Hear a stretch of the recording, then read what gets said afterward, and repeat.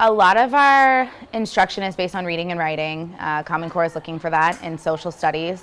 So this lesson in particular is one of our scaffolded lessons that builds into the bigger essay.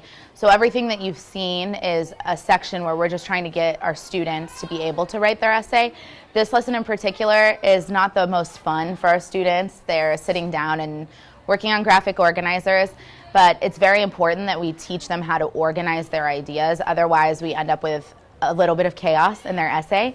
And while they may not use a graphic organizer by choice later, we can definitely develop those skills of chunking their big projects so that they're ready to do it on their own later.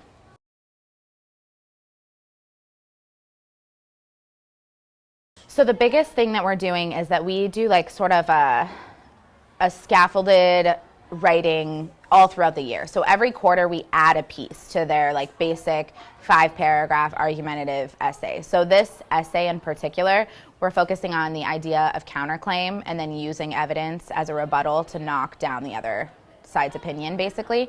So we've been doing a lot of work on that, and this lesson in particular just is the last one of the year that we get them to write that full essay, a full introduction with hook and all of the good stuff that we're looking for and our English teacher wants. We work a lot cross-curricular to make sure that our language is the same with her. And right now, counterclaim is the hardest thing for our students. They don't get the idea of acknowledging another person's point of view in their writing. So this part's very, very important because they're expected in our 8th grade standards to come out of 8th grade being able to write an argumentative essay with counterclaim and citing evidence from the text to knock it down.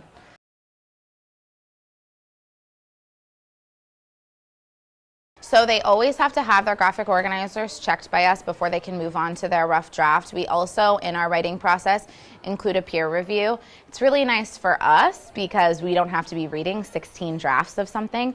And it also really benefits the students because they're really responsive to their peer feedback. So if we can actually encourage them to do that, we get really great results and they make some good improvements to their writing. And also our students are reading other students' writing and seeing what common mistakes there are and what they can do. Maybe they'll see something great in an essay that they read and apply that skill to their own essay. The final assessment is the summative argumentative essay. They turn that in a couple days from now. So all this work and like 3 weeks worth of lessons building up to this overarching summative assessment, and we assessed all along the way and we feel like they're ready based on that, and we usually guide our instruction based on our formative assessments that we do along the way.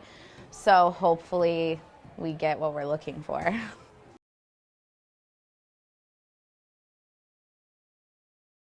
They've done this lesson before, so they know the expectations. As I said before, we're at that point in the school year where we shouldn't really have to. Having 2 teachers in the room is really great, and we usually discuss together what problems we foresee happening so we can kind of nip them in the bud and not have to worry about it as much during the lesson.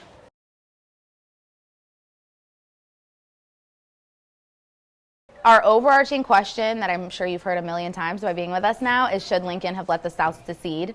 And our students have looked at all sorts of evidence from different sides. And at this point, most of the questions have been asked, and not all of them answered, because we're not always answering all the questions. Some of them don't have answers. But they're spending today finding evidence to answer that overarching question. And then they decide, should he have let them secede or should he have not, and then back it up with evidence. So that's our biggest question today. And the other questions are going to be a lot more particular in regards to their writing. So a lot of questions like, did you use this? So a little bit more like level 1, just checking in with them, but hopefully getting to that overarching question.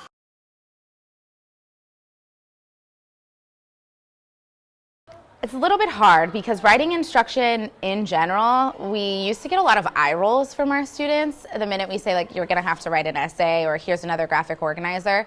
While the lesson in and of itself isn't extremely engaging, what we've noticed is giving our students these skills all throughout the year has given them confidence in their writing and their abilities, so we don't get the eye rolls as much. If we can give them the skills to do well on this, it might not be their favorite lesson, because no one's favorite lesson is writing an essay, but we get a lot less complaints than we used to and a lot better writing just based on all of the work that we put in with them.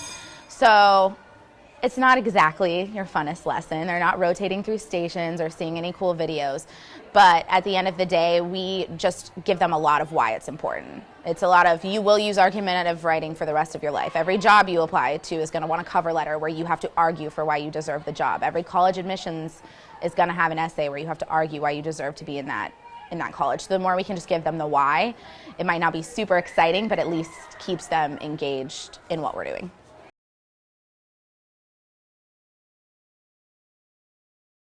As an inclusion teacher, I'm obviously always very focused on my students on IEPs. And many of them have a lot of accommodations that if you look at them are actually just best teaching practices. A lot of use of graphic organizer, chunking of information, providing them guided notes, those type of things. So we've found, like as my Gen Ed counterpart and me, like we've found that if we just do those things for all of our students, it's beneficial to all of them because no one's gonna not benefit from more organization and more strategies that they can use for writing.